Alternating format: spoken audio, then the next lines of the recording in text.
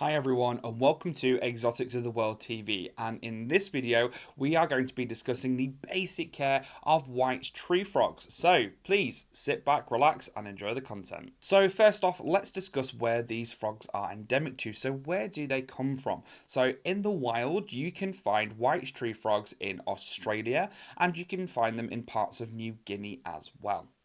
Now, what kind of habitats are these guys going to inhabit? White tree frogs can be found in rainforested areas, typically around about water sources, that kind of thing. Lots of lush, dense vegetation as well. However, they have been found in a bit more aridy kind of areas as well. Not super dry like a desert, but just a little bit more arid than you would typically expect a frog to be in. A cool fact about white tree frogs, to deal with the harsher kind of like arid environments, what they will do, they will like emit a really thick waxy substance and place it all over their body, and what this does, it stops evaporation, so it basically stops the animal from getting dehydrated and drying out. So super cool fact. In the really hot parts of their native country as well, they can typically be found in the dunny or in the toilet. So if ever you're over in Australia, just definitely check underneath your toilet for spiders, frogs, snakes, that kind of thing. So moving on to enclosure size. So what size does my enclosure for my white tree frog need to be? So here in the UK, we would recommend a bare minimum of a 45 by 45 by 60 centimetre tall enclosure as a bare minimum. And this could arguably house a pair. Some may say you could kind of get away with a trio, but here we would say two would be kind of sufficient in something that size. But as with every single animal that we've discussed so far, if you want to go bigger, go bigger. When it comes to cohabitation, these animals do kind of thrive with each other. They do like to talk to each other. They will communicate, that type of thing. However, frogs do get very hungry very quickly and can cannibalize each other. So just bear that in mind before you start introducing new frogs to your current colony. So just ensure that all frogs are roughly the same size. Doesn't matter if one's a little bit bigger or a little bit smaller, but we're not talking like put babies in there with adults, because otherwise you're going to have a bad time. Well, you won't, but the frogs definitely will that are in there. So moving on to cleaning. So how are we going to clean these animals out?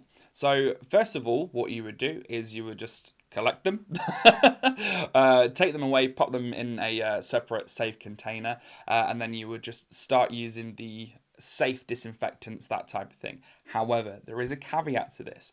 You don't want to be using disinfectants that have got like perfumes, that kind of thing, because it can be quite toxic to the animal. So what we would recommend you do is just look at the back of your disinfectant bottle and see what it's suitable for, that type of thing, and also dilute it. So make sure the mixture is really diluted. So we use F10. We know it's safe to use with amphibians, but again, we dilute it down so it's not really going to cause any harm to the animal itself. Commonly asked question that we get here is, how do you heat them? Do you need heating? That type of thing. And the answer is yes. Yes, you do. So you're not going to want like a heating system like you would do for something like a bearded dragon. What we would always say to use is to have like a smaller basking spot. So what we use here is the Lucky Reptile mini halogens. These will provide a decent enough basking spot in there for your animal. So what temperatures are we going to want to have inside of our white tree frog enclosure? So on the cool side, you're going to be wanting to have that animal at around about 24 degrees. And then on the warm side, you're going to want it around about 27, 28 degrees, there or thereabouts. As long as that animal's got a nice gradient so it can escape, absolutely perfect, you will be fine. Now, this is where it gets quite interesting. So these guys do need a decent temperature drop. So on a night time, you'll be absolutely fine to have your white tree frogs at around about 15 to 18 degrees. If we can keep it more to the higher teens, then that'll be absolutely perfect. But 15 degrees on the odd occasion will be absolutely fine for your little frogs. Another really important thing to kind of like monitor as well inside your enclosure is your humidity. Now, as said before, these frogs are very drought tolerant through that waxy. Another thing that we need to monitor as well is the humidity inside the enclosure. Now, with white tree frogs, we're quite lucky. These guys do emit a waxy substance, like I explained a little bit earlier. So they are very, very drought tolerant. However, they still do need to have humidity inside their enclosure. We would typically say anywhere from around about 70 to 80% humidity, absolutely fine. And again, as with everything right now, humidity is going to go up and it's going to go down. But as long as you've got an average of that, then you'll be absolutely fine. Like, don't panic too much if you wake up one morning and the humidity's down to like 60. Next time when you have a look at the enclosure, like say you've come back from like school, college, university, job, that type of thing. Say you've come back anyway into where the animal's being situated, you have a look and it's gone up to around about 75-80%, then you'll be fine. Humidity just naturally goes up and down, so something that's going to help regulate that is your substrate, but we'll put a pin in that one and we'll talk about that a little bit later. So how are we going to monitor the temperature inside the enclosure? There are two pieces of equipment that quite often most people do get wrong. So the first one being a thermostat, which is the thing that controls the temperature inside the enclosure, and your thermometer, which tells you the temperature inside your enclosure. With humidity as well, you've also got hygrometers that will tell you like how humid it is. So with your thermostat, you are going to want to plug your basking spot bulb into your thermostat. All right, so you're going to want to set it to whatever temperature you feel is right for the ones that have like the parameters that I've already set for you, and then on a nighttime, turn everything off. Okay, absolutely everything. Your thermometers are quite an important piece of kit. So they're the things that are going to tell you what temperature it is inside the enclosure. We would always recommend as well having multiple thermometers within your enclosure. You can use the dial ones, they're okay, but if you want something a little bit more accurate, then we would recommend using the digital thermometers. You can also get digital hygrometers as well, and sometimes you can even get one that does both. So it's like a thermo hygro gelux type of thing. So those are absolutely fine to use as well. Do we need to have any form of additional lighting in with our white tree frogs? And the answer to that is yes. So just like reptiles, amphibians, like frogs, salamanders, that type of thing, do also need to have access to UVB. They need access to it for exactly the same reasons as reptiles do. So treat them exactly the same. Not only UVB, you can also add LED lighting in there as well. So just like reptiles, it's good for vision for the frogs. It's also good for plant growth, and as well, it gives the animal a nice day and night cycle. Now, within this enclosure, you're potentially going to have at least 2 to 3 different light emitting sources in there. So these guys are a crepuscular, nocturnal kind of species, so it's still important to offer them it though. One, so they can cryptic bask and they can absorb the heat and the UV as and when they need to, but also to give that animal a nice day and night cycle. So it's very, very important to do so. Now, moving on to one of my arguably favorite-ish kind of like topics and stuff is substrate.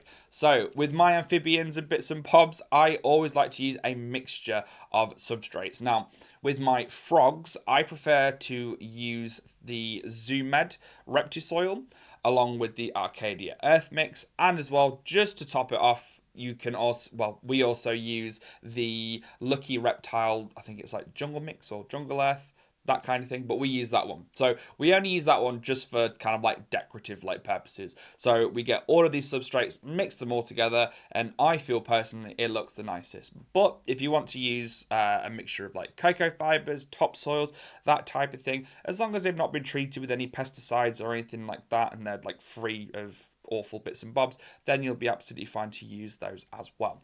Now, I touched on it a little bit earlier, but your substrate is going to play a very, very important role in the maintaining and the regulation of the humidity inside your enclosure. So basically, the rule goes, the thicker the substrate, the easier it is going to regulate the humidity in the enclosure. A topic that's kind of linked with substrates is decor. So again, what kind of decor pieces you can put in there. So You can put whatever you want in there as long as it is safe for the animal to interact with. So some people have these like frog baths that you place in there, that you put water in and the frogs will like sit in it, that type of thing, in like the shape of like a frog as well, like quite cartoony, comical, that type of thing. You can use those absolutely fine. Again, probably know this by now, more of a natural bug. I like it, live planted, that type of thing. So I like to use logs, rocks, live plants, lots of like natural coverage, all sorts of bits and bobs like that. Even though these frogs are quite well adept at dealing with like harsh, arid environments, as and when they need to, it can't be sustained for a super long period of time. So something else that's quite important to have inside your enclosure for your frogs is a decently sized water bowl. So this is so the frogs do not dry out. Now, white tree frogs are really good at dealing with that. They're obviously the methods that we discussed earlier. However, you still need to provide them a decently sized water bowl just in case you forget. So we're all human, we all do make mistakes, all right? So it's just easier if you do have a big, nice, thick water bowl in there, just so that all of them can chill in there as well. Now, food items. Frogs are not picky whatsoever. They will literally muller absolutely anything. So you can give them things like crickets, locusts, waxworms, mealworms, dubia roaches, anything they can get their little frog hands on, they will eat. All right, they are absolute machines when it comes to feeding. Just like with all reptiles, amphibians suffer from the same problems of overfeeding. So if frogs do get too fat, they can go blind, which is, I find, quite interesting, but also quite sad as well. So they'll develop like kind of like a lipid deposited film over the rise, and they can go blind. So please make sure that you are not overfeeding your frogs, because they will just eat and eat. They are literally just an empty bin that you can just keep popping food down. So it's really important for you. Get some sort of food schedule up and running. If you don't know how to do it, you can pop into your local exotic vet, or you can pop into your local exotic store, and they can help you come up with some sort of feed plan. So a super common asked question that we get asked here is, how big do white tree frogs get? So white tree frogs will get anywhere from about 3 to 5 inches. So you're looking anywhere from around about that to about that. Oh, behave. So white tree frogs will roughly get around about 3 to 5 inches. So they're quite a hefty frog. So you're looking kind of like palm sized. All right. So this is why we would always recommend, if you want to house more than 2, then get a larger enclosure. So what are the common behaviours of white tree frogs? So imagine, let's set the scene. You've just picked up your baby white tree frogs from the reptile store. You've taken them home, you've placed them into your really lovely enclosure that you've done, all right? And then a year down the line, sometimes a little bit earlier, you just hear calling. Now, this is something that some people like, some people don't like, so it's definitely something you need to consider before you do get your white tree frog. They can be quite loud, but it is, like I said earlier, it is super loud. And it only happens on night times as well. So if you enjoy sleep, potentially think about it. Like I said as well, they are social, so they will interact with each other as well. You'll typically find that they are a lot more active at night time. So if you want to base your feeding schedules around night time, then obviously you can do. Now, moving on to something a little bit more somber is like common health problems that we see here to do with white tree frogs. So the main ones definitely are obesity, bacterial and fungal infections. So this typically comes about if your husbandry is not up to scratch. So the animal's not getting cleaned out properly, the water bowl's not getting cleaned, that type of thing. So also kind of touching on fungus as well. As these are amphibians, these are susceptible to chytrid fungus as well. So just make sure that any water that you're moving in with your frogs is treated, and also make sure that the water that you take out is also treated. So it can be as easy as maybe a little bit of F10 in the water, just a tiny bit, swirl it around, that type of thing. You can boil the water, you can get bottled water, although I probably wouldn't because, lots of plastic bottles, not really super great for the environment, but you catch my drift. So something we've only really seen a couple of times is the nutrition deficiencies.